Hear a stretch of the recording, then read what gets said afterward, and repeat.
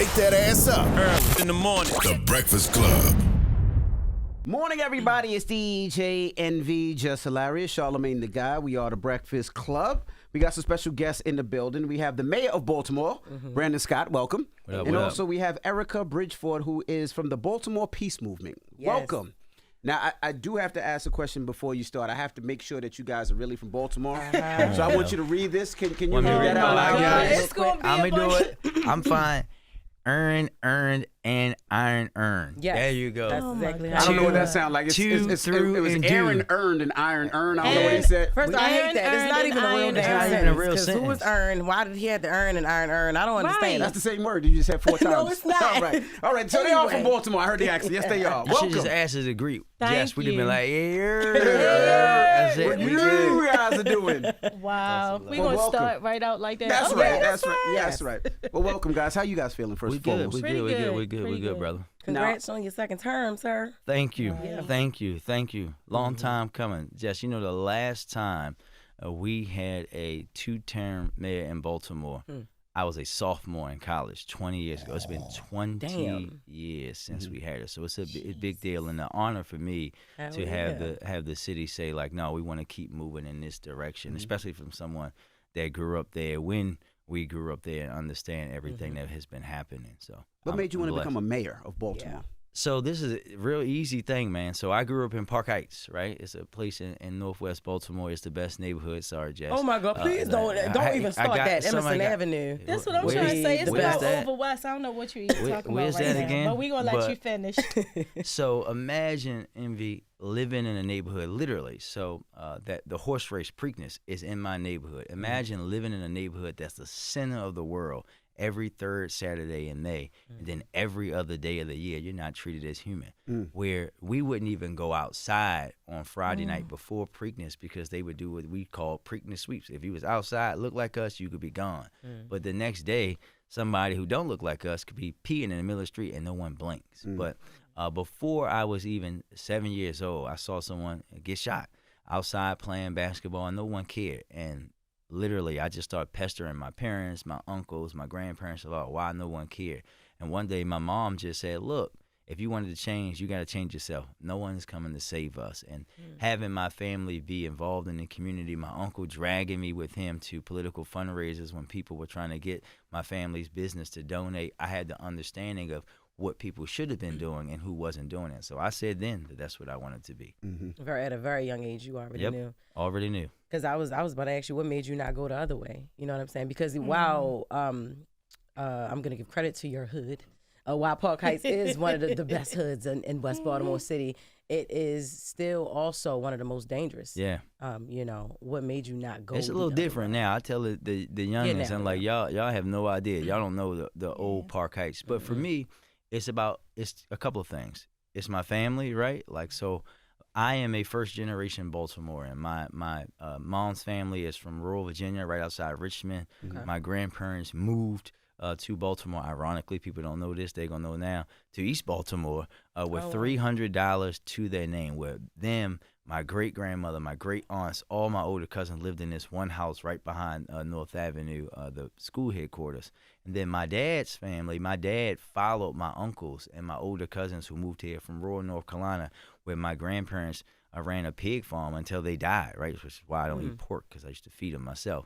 But when you come from things like that, you have a different setting. I was set in a world where, like, you don't have to accept things as they are. You can work harder. You can be greater, and you have a responsibility to us and those who put you in this position to take us all and your community in a further place. But I also had the community itself. Growing up running track as an athlete and playing sports, ironically, it was also the people that were deciding who lived or died or what the beef was in the neighborhood who said, like, you have to be better than us. We want you to be better.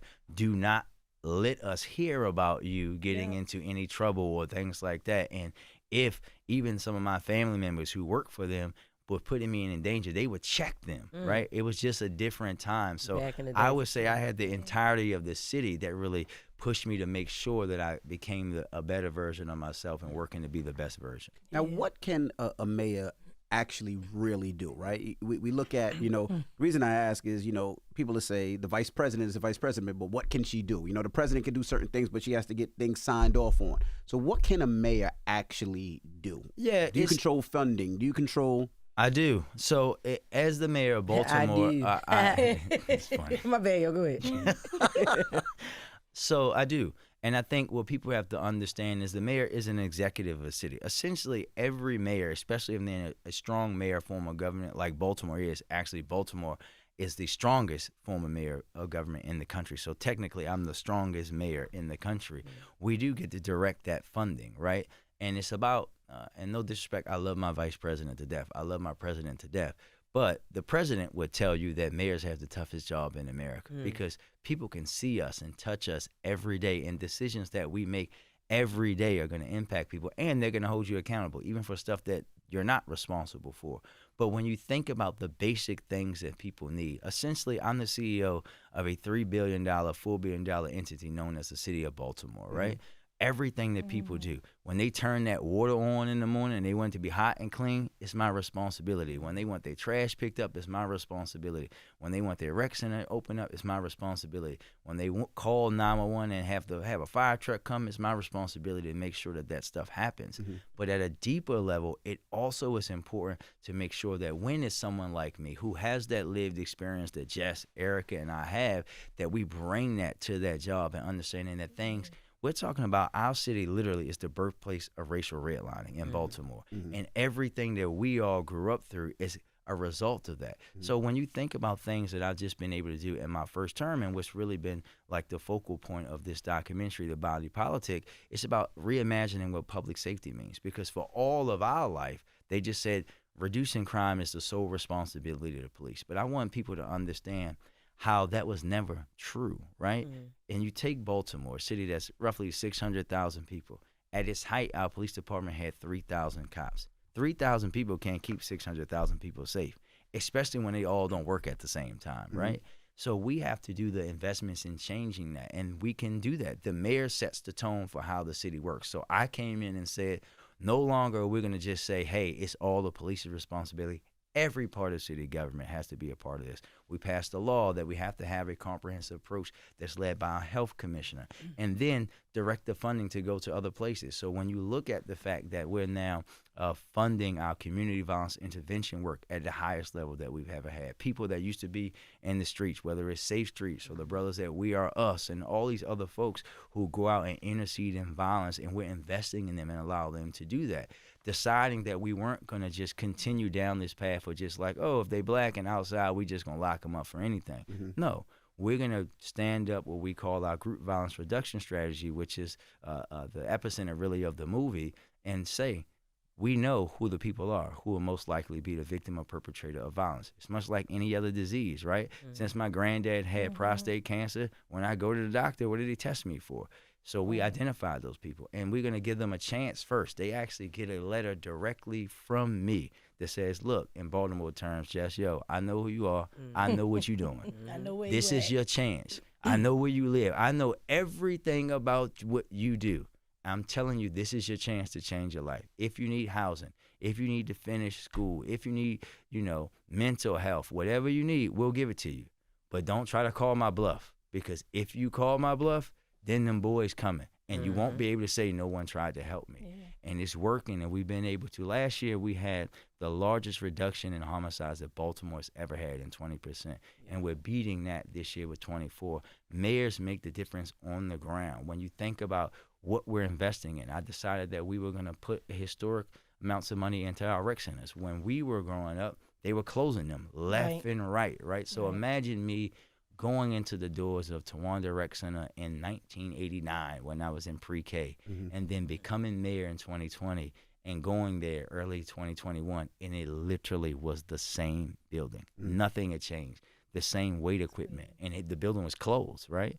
And then being able to reopen that, right, renovate it, and now we had 5 more that we're building across the city, and that's only because the mayor decided that's the focus, right? And that's what we have to do in every city, is have people in those positions that will do what's, as I always say, the right thing, not the popular one, because there are a lot of things that I did that people were like, I can't believe you didn't do that. For example, They said I should join on to the state's lawsuit around opioids. The state was suing all these drug companies. I said, no, we're going to do our own because we were impacted more. People called me everything but my name. And then lo and behold, now we're like receiving $400+ million from these companies from doing it our way. Leadership doesn't mean being liked. It means doing what's the best thing for the people. And when you wrote that letter, and we'll get to you in a second, Erricka. It's fine. When you wrote that letter, where did you get that idea from writing the letter? Like, So so this is about knowing the work, right? So GVRS, Group Violence Reduction Strategy or Focus Deterrence, is a model that's been around for a long time, and it works in cities. It worked in Oakland and all these places.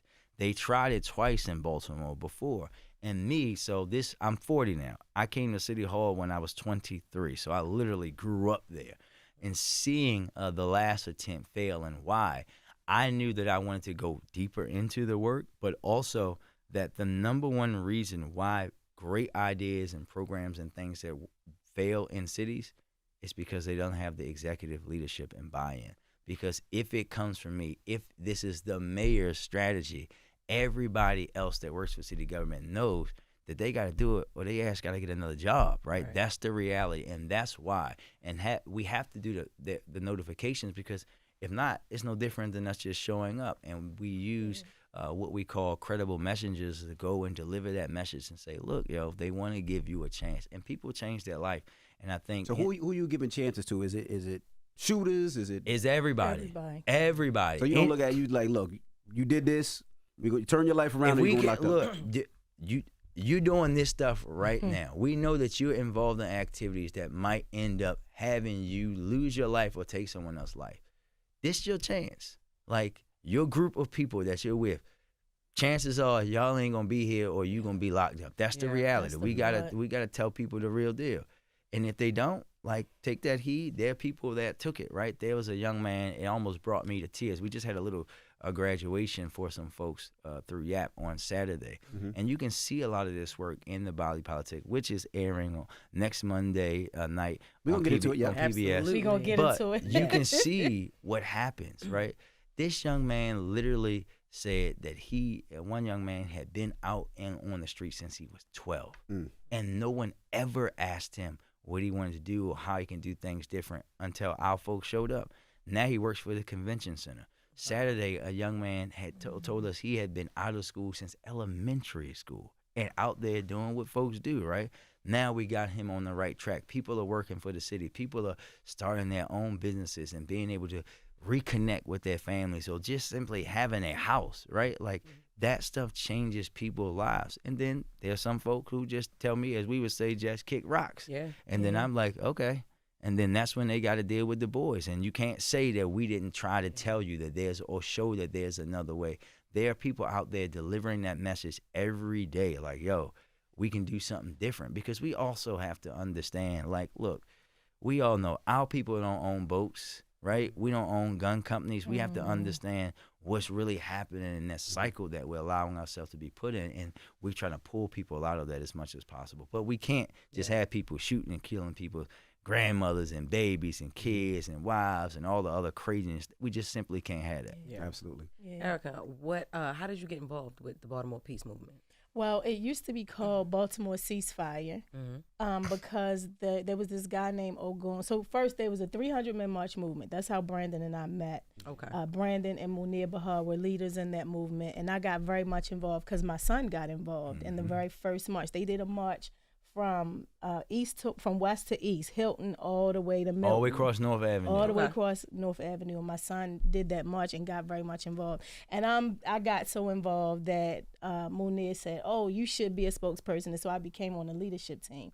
So during that movement, somebody named Derek Jones in Baltimore, he was a big leader, educator. He passed away suddenly. So a lot of the men in his life and women got involved in 300.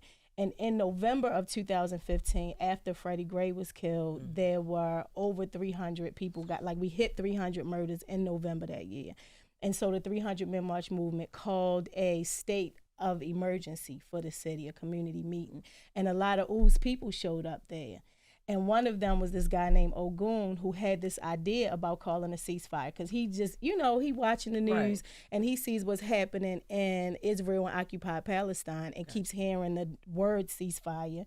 And he's like, that's the only thing that made him pay attention to the news is because he heard that word. So he wanted Baltimore to have that same kind of like introspection, but also eyes on it from the outside.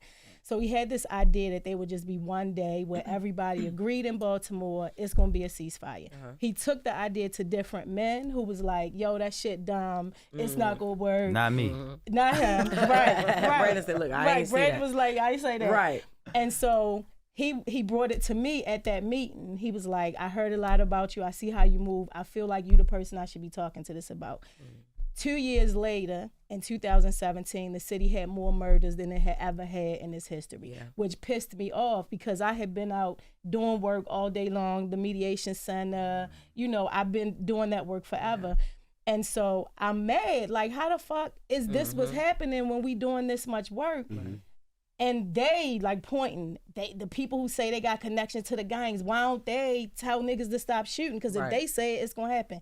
The next day when I woke up still that mad about it, I realized that I was they. I'm mad about what people not doing. And I hadn't followed through on this man's idea from 2 years ago. So I called him up and was like, what you say you wanted to do? Because God put on my heart, it shouldn't just be one day, it should be 3 days, and violence is a language, so if we taking violence, we gotta replace it with something. Let's tell people, yo, do stuff to celebrate life, because if nobody deserves to celebrate life, Baltimore does. So just create events that's fun, that's celebrating life Friday through Sunday. Brandon was one of the first people I called. To say, this is what we think about doing, are you gonna, before I could finish the sentence, he was like, oh yeah, we doing it, what you need? So we at first, we were just calling it a life over death weekend. And to Brandon's point about the last program that was the GVRS, it had been called a ceasefire. And all the streets knew it to be was the police come and lock you up. So when we held this community meeting to ask, what do we name this life over death weekend? People were like, well, if you call it Baltimore ceasefire, people know what that means. And we put a sister component of the peace challenge, because there's going to be a lot of people being like, I wasn't going to shoot nobody this weekend anyway, so they not talking to me. Damn. Right, but that's how people But do. next like, weekend, I might got a couple maybe niggas next that- weekend. Okay. But this weekend, I was chilling anyway. I was, And so we wanted people to know the fact that you saying that shit is violent. Like violence is not just about shooters. It's about who you being petty with in your own family, who you dragging on social media. Like, can you be peaceful for 3 days as a challenge to yourself? But we were worried that because it would be called ceasefire, it would get confused with the previous city program that people, and so we were like, but Baltimore is smart. If somebody say, oh, that's that shit where the police, we were like, no, that was that, this is this, and people gonna understand, and they did. So at the time the ceasefire started in May of 2017, people were being killed every 19 hours in Baltimore. So we had that first weekend in August of 2017. The city went 41 hours that weekend without anybody getting killed. And although people be like, well, that ain't nothing, you say that shit till you get the phone call. You Tell know, us somebody you know. Right. So when we hit 24 hours, we was like, wait a minute, bitch, we might have did something. Right. 41 hours. But also when the first person got killed, we showed up at the space. We blessed the space where the murder happened. We found his family. His family got money and resources, and a Kingdom Life Church showed up and gave his mother the funeral. And she literally said, if her son was going to be killed, she was glad it happened during the ceasefire weekend. And that's some wild shit to say, but that's really what she meant. Because she was like, if he got killed last weekend or next weekend, nobody would have cared about my son. Publicized. Nobody, So everybody that was like, well, it's stupid, it's not gonna work. We was like, okay, we're gonna do it every 3 months though. So we started doing it every 3 months. We started blessing murder spaces all year round. In 2022, it occurred to me that the way creation actually works is whatever you focus on, your attention on with intense emotion, that's what you're going to manifest physically. So if we're calling it ceasefire and we're paying so much attention to what we're against, we're not putting that energy on what we're for. That's right. Because when you redirect your focus to what you're for, you don't give a fuck about what you're against. You like, this about what I'm for, what I'm standing on. So we asked Baltimore, what do you know already exists here? what are you for? What do you want for yourself? And from different places, the ideas came, it should be Baltimore Peace Movement. Yeah. So we changed the name to focus more on what we want, what we are for, what we know we can uplift in the city. And this work is important to me because since I'm 52 years old, that's when y'all go, girl, you look good. Yeah, right. Look, Jeannie, let me know it. I got you. You do look good. Thank you very much. Yeah. So I started seeing people get killed when I was 12 years old. One of my brothers was killed in 2007. My cousins have, like, just countless people. Yeah. And that kind of pain and trauma is either going to swallow you up whole or it's going to push you forward into your purpose so that other people don't have to experience what you experience. And so the pain of my life and understanding that they are now ancestors fighting with me on the other side, whispering, moving pieces for me on the other side. That's right. Like, when I did not follow my calling, I was suicidal and tried to kill myself. And so I'm aware, like, I gotta do what my soul tells me to do, or else I'm gonna end up back on the psych ward and I'm not gonna make it. Because I shouldn't have made it this far. And survivor's remorse can become a real thing, right? When I've heard bullets flying past my ear, I shouldn't be here for a lot of reasons. But my parents had me on purpose. You know, they said, oh, let's have a boy who's gonna change the world. So I came out a girl kind of acting like a boy. I was ready to say, this one of these moments. Girls and boys, so I kind of get the, you know what I'm saying? I get to kind of do other things. But they knew, so they were gonna name me Malcolm Patrice had I been born a boy, but they named me Erricka after Erricka Huggins, and my middle name is Angela after Angela Davis. So it's not lost on me. She has 2 R's in her name. Two R's. My father fucking misspelled my name, yo. Erricka Huggins only has 1 R in her name. He thought it was 2. So I was reading the autobiography of Angela Davis in my 20s, and she mentions Erricka Huggins. And I'm like, they spelled Ericka's name wrong. And then I'm like, no, your shit. Telling them I called my father like, yo, you spelled my name wrong. He said, oh, well, and you was born with less fingers and more letters. You special, because I was born like this as well. Also, you was born like that. I was born like this, cool. And so I thought it was just because you're from Baltimore. That's why they got a couple of. See, look, that's twice, yo. It's a misspelling. That's twice. Your Ravens are doing well. Your Ravens are doing well. Ain't no football happening up here. We ain't gonna leave that alone. Nothing happening on either side. I want you to tell us about the Body Politic documentary too. Yeah. Why it's so important and why people should go check it out. Which I actually did watch. And I love it because, you know, of course, Brandon sent it to me. I love it because it speaks to people in Baltimore of all ages. Yeah. Like my son, that's something that I can watch with my son. And even how it comes on is like, we have the most, I always say, we got the most authentic mayor. And I've met a lot of mayors in traveling and certain, you know, I've been honored by certain mayors in different cities and stuff. But we have Baltimore, we have like one of the most authentic mayors, the way he speaks, the way he talks, the way he loves his city and how he actually went through shit. Yeah. And it's not just a polished, because you think of a mayor, it's not politics, it's a polished person. It's like, oh, this person is perfect and this person, like, nah, Brandon is literally the most down to earth. Don't let his temple pop out. You know what I'm saying? His whole staff be like, Brandon. Absolutely, yes. I don't think you can say that. When I looked over and seen this nigga at my section at my birthday party, I'm like, hold up, yo, hold up. Why you got your own section? I don't know, you in my section and shit. And he like, no, they told me it was your birthday party and I had to come. I was like, all right, Jess party, I'm there. But it wasn't my fault. The air wasn't on. That wasn't me. First of all, you ain't have to let nobody know what no air in my party. It was the building. It was the building. Sweating in the It was hot as hell in there, man. It was hot in there. It was the building. That's Dave's fault. That's Dave Council's fault. Wasn't no air in that goddamn. They looking at me like, can you call it? I'm like, what the hell I'm gonna do? They blame the mayor. Like, this is the mayor's fault. Jess party ain't had no air. I'm like, in a private building. I'm like, what the hell I gotta do with this? Come on, yo. But like I was saying, yo, he's actually somebody that actually can touch the people, can actually, you know, say, I've walked that walk and I know why, you know, things are like this and things are like, and, you know, making the city a better place. But I love that the doc is something that my whole family can watch. Because, you know, when you think about like, oh shit, the mayor just dropped the documentary, you looking to not understand it. Because I'm a person that's not really into politics. Me either. You know what I'm saying? But the fact that I understood the whole thing, you know, me, my son, my man, we watched it, you know, my mom, of course I sent it to her as well. Hey. And it is amazing, and it's not out yet. It is going to be out, but it actually shows you things. It comes out Monday, right? Monday, yep. Monday. Yes. Yeah, but it the actually 25th. It actually shows you things that you don't even know about your city. Like, I didn't even know that 2019 was our worst year. 27, what was it? 2017. 2017 was our worst year. You know, so certain things like that, like, you know, so it's definitely informative. It's informational, and even if you're not from there, it's definitely an inspiration to have a mayor like you to come out to drop a doc about your city like this.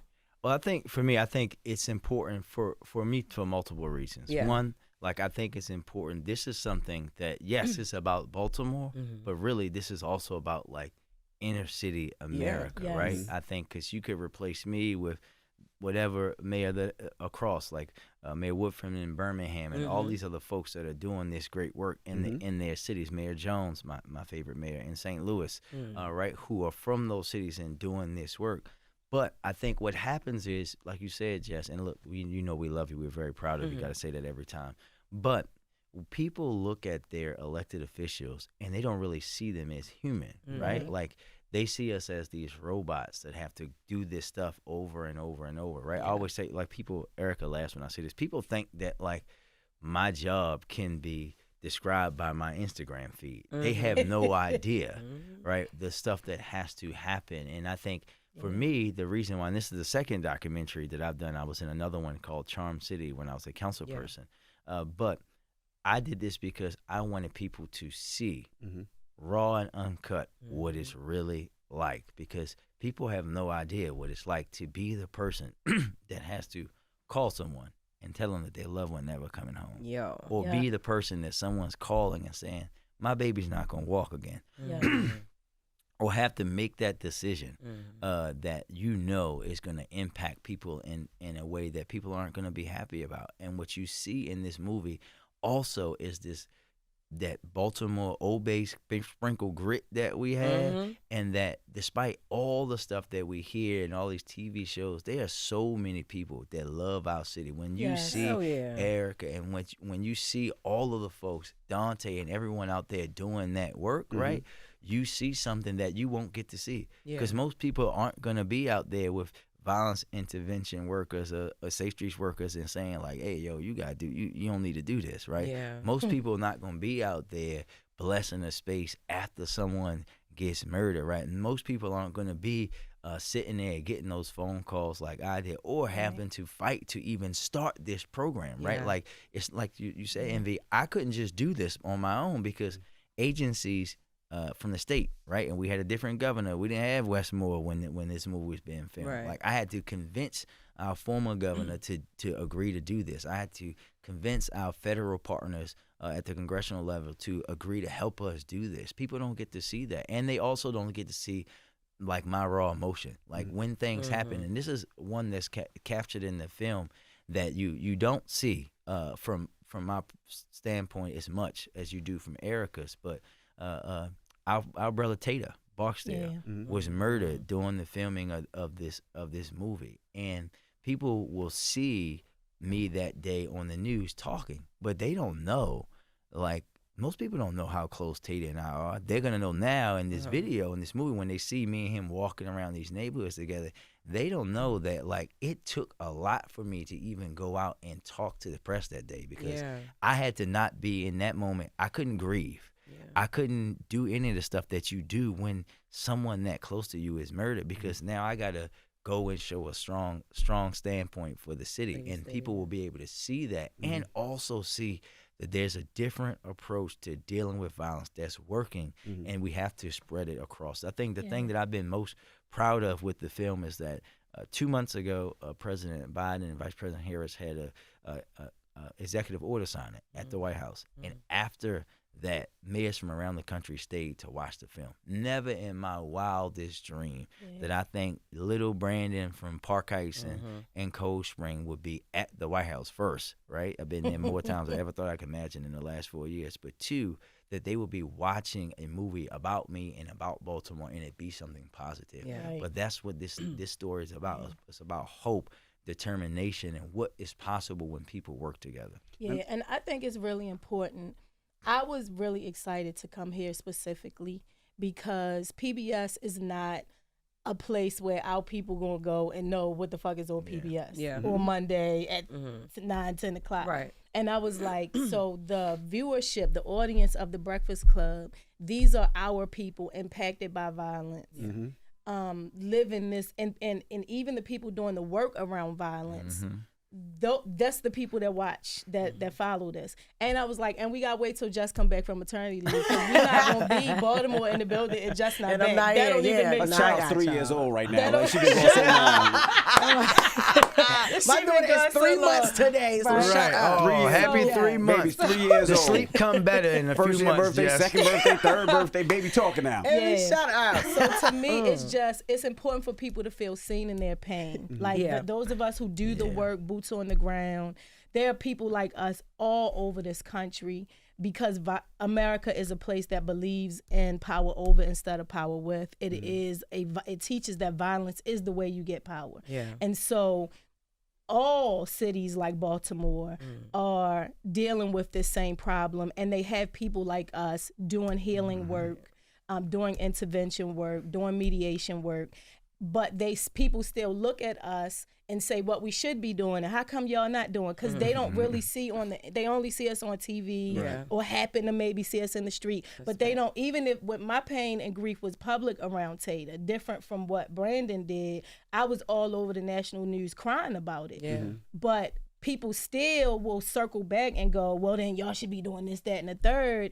But you're not really doing nothing except being whatever In the comments. Some people, In the comments. That's it. In the It's like some comments. people, to be that's in your the job. comments, Be in the yeah. comments. Some people just cheerleaders. Some people just haters to remind me who I want to be. Yeah. That's fine too. Right. But it's important for people to see what it is like, what you actually as a human go through when you decide, I'm going to have an intimate relationship with violence and murder because I'm working to heal it in the world. And people need to be seen about that work and about their trauma and about how they lost people, and it's not just them that's going through it, and that people really love them. And people really want Baltimore to win. That's something I have learned. We've traveled around the world with this film. Yeah. It premiered in London Not last we. year. I was at work. Erricka This traveled around the world. Because you know they're going to see this and be like, oh, that's Yeah, why. yeah, We're not yeah. going to Because talk about how Brandon Brandon was in the office. didn't make it to London. That's a whole different conversation. Okay. But the news lied about what he was doing and why he didn't make it. But that's Gotcha. a different conversation. But we've been to the Netherlands. We've been, like, this film has literally been seen everywhere, yeah. around That's the dope. world in That's what's Africa. up, yeah. Like, it's been seen everywhere. And just like you're saying, there are things that people in Baltimore are going to watch and go, yo, I didn't even know that about us. Beautiful things. People around the world got to say that about us, and which made me say to them, that means it's neighborhoods right here where you live that you judging the fuck out of, and you saying there's something wrong with them instead of asking what happened to them and how do you benefit off of the systems that's doing whatever it's doing to them. So yes, support our work in Baltimore, absolutely, but it's probably stuff happening right here where you live that you need to be looking at differently, and you need to be supporting the work getting done right here where you live. Yeah, you check it out on you PBS. about to say something. Yeah, I'm about to say it, but I want to remind people, check it out Monday on PBS. What time Monday? It's coming on 10 p.m. on Monday, but 10 p.m. you Monday. can stream it on PBS Afterwards, right yeah. right during and forever, and then So it'll that's come to some November streaming 25th. service November Nice. 25th. And I it'll can't wait be to see the streaming, doc. and people should check their local listings because you know PBS, PBS be is all over. Yeah. depending And you on can your- just find it on Right. the film has an Instagram is at the Body Politic Film. Yes. So definitely go check that out. I just got one last question. You know, you were talking about, you said that, you know, you were meeting with Biden and Kamala Harris, you and those. So now that Trump will be in office in January, I'm gonna just move back from the mic at this point. how have you had conversations with his administration as of yet, or even spoken to him yet? And how do you plan on, you know, focusing on that? Because I mean, I don't think Trump is really going to care about the inner cities too much. Areas like Baltimore, He Detroit, hate Baltimore. He's Philly, made it. He's made it known. you know, he hate Baltimore. it's going to be a lot more difficult to get funding and to make sure that you got the budget you need to make sure that your city is clean and clear and good. So how do you Yeah, against that? we buckling down, right? And I think that this is the reality, and this was the message that I was delivering all over the country to folks, right? Because I was in that first meeting, MV, with the president and vice president, where we talked to them before ARPA hit the street about we need to be able to use this stuff to help community violence intervention and focusing on gun violence as a public health issue. We didn't think in our wildest dreams that the president would go out and say it right then and there, but he did, and then allowed us to do that work.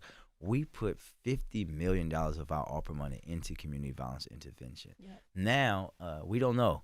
None of us know what a Trump administration is going to look like for our cities, but if they are going to carry out the things that they said, we know it doesn't look good for us. So we have already been working, because we know that ARPA and these other stuff was going to end, to how do we now institutionalize these things within city government, working with our state government. We're blessed in Maryland to have Governor Wes Moore. We're now blessed. We're going to continue to have the best congressional delegation with the addition of Senator Angela Also Brooks. So if folks, black people in particular, are living in a city or a state and they feel like their rights are being infringed, come to Maryland, aka come to Death Row Records. If you don't want your governor telling you what books you can't read, if you don't want to live in a state where women's bodies can be protected, come to Maryland. If you want to come to a place where black people will be respected, come to Maryland. But that aside, I think that what we're going to do is we're going to knuckle down. We're going to be working with our philanthropic partners, and that's the key on how we set this up. It wasn't just the city funding it. It wasn't just the feds funding it. It wasn't just the state funding it. We had our philanthropic partners, all of us together, and now we just have to wait and see. My hope is that the new administration sees like, oh, this city has been having tremendous reductions in violence, right? Why would they come and disrupt that? We hope that can continue. We hope that our congressional delegation is still like they are today, being able to make choices about what things they get funded in their local districts. And if not, we're just going to have to work around it and do it ourselves, right? That's what we have to do, because this work has to continue, not just in Baltimore, but in Newark, in St. Louis, in Chicago, everywhere else in the country, because we know that violence is going down in our inner cities. So we just have to do that work and buckle down. I got one more thing to say. So after the election, Brandon, you said this country does not deserve black women. It doesn't. Okay. I want you to what do you think that we need? I want you to expound on that. Like, yeah, well, we can be here all day. I think when I said that and people were like, oh, that's a great speech, I was like, well, my staff would tell you that they had no idea what I was going to say when I went out there. It was just the response. But I think there's a couple of things, right? Yeah. When we think about, and people can say what they want, right? When we think about the election that we just went through, we went through an election where the most qualified person to ever run for this position was the most disrespected candidate ever, ran the best campaign that I've ever seen, and I've been around a lot of campaigns, right? And yes, with a little time that she had. With a little bit of time. And yes, that includes President Obama's, and we love him forever. You know, I love you, President. But this, when you look at that, and you look at the focus and the things that people focused on, it's very clear that this country still has a big problem with black people and with women. And unfortunately, my vice president, your vice president, it was both of them. Because this wasn't for many people about policy, right? Folks voted against their best interest, which is insane, but it happens all the time. We have to have real and honest conversations about what it means to allow people to be treated the way they should be treated and not be disrespected the way they should be disrespected. And I always say this up to people like me in my position, like I said that day, to call things as they are, right? And people are like, oh, you're putting yourself at risk. You're making yourself a target. Like, I'm already a target. Anyway. I'm already at risk. And what are they going to do to me that they didn't do to my ancestors? The reality is too many people that look like me fought and died for me to be even able to sniff a position like this, for me to sit by and allow someone who was as qualified as I talked about, but also who personally did so much for me and my city to just be treated like that and not say it, right? I think that I owe that to her as a black man, as a son and grandson of black women, but as the husband to a Blasian wife, just like she's a Blasian American as well. I owe that to them, but I also owe that to my ancestors. And for me to continue to stand on what we know is right and call it out. And we know that, right? We can, if you just look at what they say about her every time she opens her mouth, and then other folks can just say stuff, you can be like, really? Yeah. Really? I mean, look, y'all, Linda McMahon is about to lead the Department of Education, right? And we're talking about she wasn't qualified for the job. That's crazy. Right. Come on, crazy. yo. Like, we know what it is, and folks have to call it out and stop being scared to do so. Yeah. Because that's how these folks get so comfortable and continuing these things, because people are like, oh, yo, they're going to take away my money. Money is fine. Your position is fine. That is fine. But, like, what principles do you have? What kind of world do you want to live in where you can literally see that happen to this woman? And also, look, let's be honest. The data doesn't align, right? We have to remember, and this is in particular, I take this personally too, because I also came into office during the middle of the pandemic, right? When they came into office, no one knew what the next week was going to look like, let alone the next 4 years. And when you think about it, in particular to black folks and folks that listen and watch The Breakfast Club, you've never seen more investment in the HBCUs. You've never seen more small black business created. You've never seen a lower level of black unemployment in this country. What else do you want? Like, this stuff takes time. She's not going to just be there in 4 years during the height of a pandemic and then like, oh, all these things that have existed in this country since they brought the first one of us over here is going to go away. We have to stop holding ourselves to this extreme high regard and taking Joe whatever the rag man from other folks. I love that. Definitely check out the documentary this Monday, 10 p.m. Check your local listing on PBS, and we appreciate you for joining us. Anytime. Yo, I wanted to ask you, who was the guy next to you? He was a wise man, in my opinion, who said, it takes a village to raise a child. Oh, that's Uncle But what T. if the village is It's retarded? retarded. That's Uncle T. Shout out to Uncle T. Shout out to Who Uncle got T. me And in I'm like, trouble, you my man. invited him. I don't know saying, what you thought he was going to say. If you put when him he on the list said to that- talk, I'm like, you gave Uncle T the mic. What do you think is going to happen? Erricka, when he said that, Brandon knew he fucked up. Like, he said, I do like this. His whole Envy, this was a whole press conference, yo. And the nigga really stand next to said the it. man said, it takes a What village up, Uncle to raise T? a child. But what if the village Village is retarded? Brandon, even That's with not the what he mask meant. on, I knew what he meant. Jess know what he meant. Yeah. Erricka knew what he meant. That's not the point. even but- with the mask on, you can see People Brandon watching, like, I nigga, am no. mad. I'm like, damn. Yes, No. yes. So we had another event a couple weeks ago, and Uncle T's about to ask a question. I said, Uncle T, You gotta give before him you ask talking this points, question, yo. he did, man. He had talking points. I said, before you ask the question, the last time you asked me a damn question, you got me in a lot of trouble, Yeah. and everybody just bust out Yeah. laughing. Yes. That's my Yeah. man. I love We Uncle love T. Uncle Love that. He He does a does lot of amazing work, work saves over a lot of East. young people in Yeah. East Baltimore. Yeah. We love him very You tell much. Uncle T he's Yeah. he's 40 plus. He's 45 plus. You know, look, them old black people, they gonna say what They they gonna want. say what they and want. it's- Mean what they say, not and give up. mean- And he got a right It- to, because he whipped That's the young right. people Yeah. over East every single day, helping to But save I'll tell their you something about lives. Uncle T though. This how you know. When, and you'll remember this. Remember this summer we had this incident where this young lady was shot and killed inside of her house, right? Uncle T called me before the police commissioner called me. And him and the community, when I got there, they were like, Brandon, this who it is. So I delivered the message to our folks. And then if you watch the interview, and everyone was online like, yo, Brandon sending the message, and others don't know what he's saying. I literally go out there and say, the entire city is looking for you. Your best bet is to turn yourself in. They knew what I was saying, but that's the kind of person, and that's really what's happening with these communities, because people ain't just gonna let somebody go in a house and kill a little baby, and you think you just gonna go off about your business. Like, nah, yo, they like people gonna be looking for you, and they were able to say, I'm like, look, y'all, chill. We'll find him. Tell us who it. They told us, and we was able to get him and put him where he belonged. But I think that shows you the character of people who know, like, no, we got to set a code that, like, no, whatever you got going on ain't got nothing to do with this little baby. And that's the kind of thing that we have to have, and stop allowing, like, the thing that pisses me off the most is if I go on the internet and see somebody that shot somebody, mother or daughter or somebody, and they be like, free him. What? Free so-and-so, Are you crazy? Yeah. Like, yo, Right. he killed somebody's child, right? Like, ain't had nothing to do with their little silly petty beef, because I think, Envy, one of the things, and Jess, that people don't realize is that this ain't the 90s.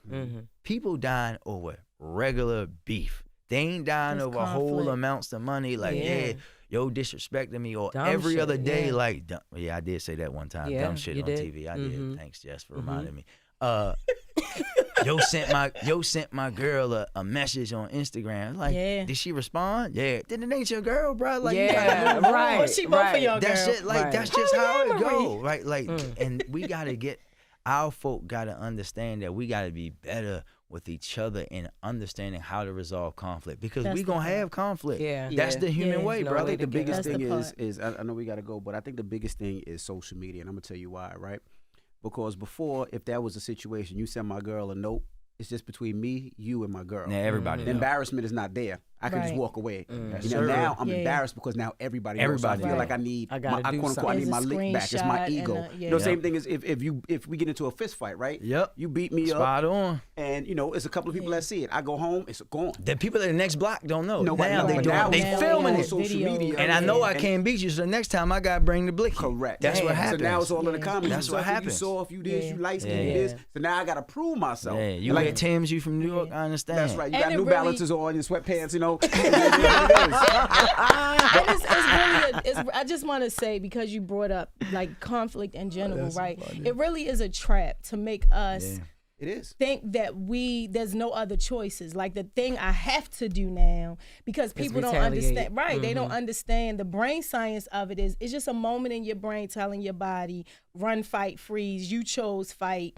But if you take that pause and calm down, it's a lot of other options to you. Yeah. But you are being socialized to think these are the only options because your humanity ain't worth shit.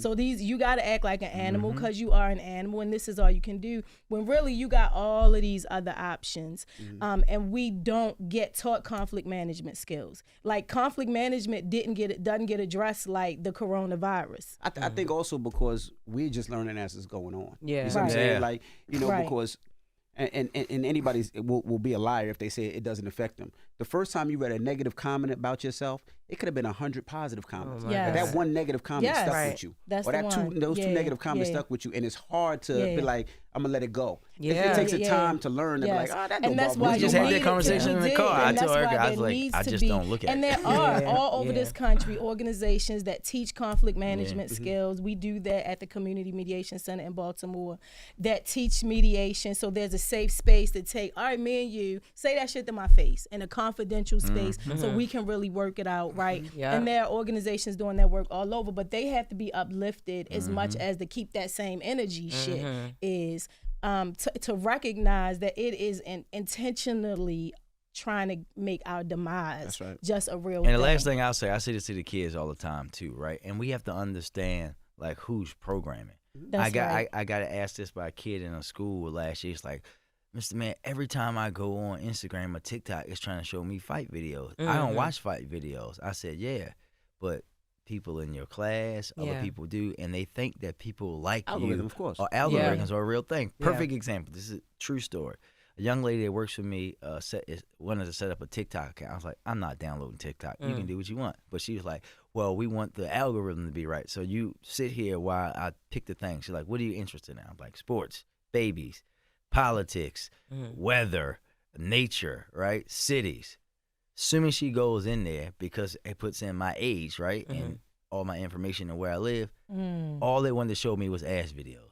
Because you're a Nothing- black nothing- man I'm a in black your man. age, ass Just but that's videos. it. Because you're a Literally, she's black looking at it man like in what, your age and group, that's you must want to see and we ass. have to understand that That's and crazy. really figure out ways to unplug ourselves from that. But thank you all for having me. Thank No you for problem. joining us. Thank y'all. you. Thank y'all Thank you so so Both much. Brandon Scott, Erricka, Bridgeford. Make sure you check out the documentary this Monday, 10 o'clock on PBS. November And thank you guys so 25th. much. Thank you, Appreciate thank so you. much. Thank you. y'all so much. It's the Breakfast Club. Good morning. Wake that ass up. Early in the morning. The Breakfast Club.